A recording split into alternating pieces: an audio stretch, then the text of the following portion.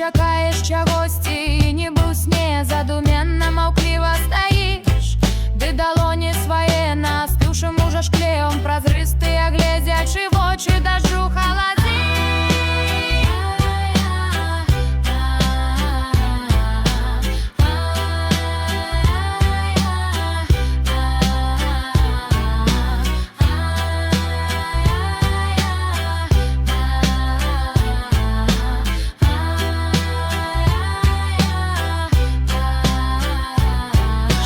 Кроплямі дощ шэрых смугавых хмар.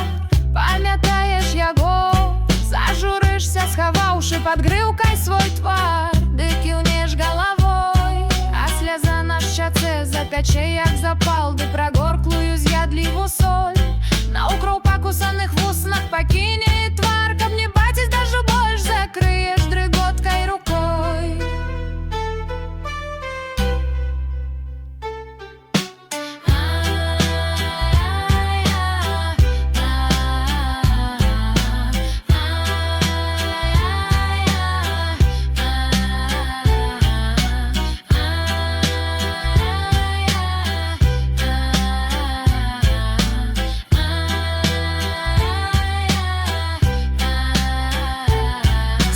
Кроплямі вабна малюе на шкле. Сёння дождж на двары, шэпча ціха імжа, ён чакаў ледзь цябе, не гасіў ліхтары.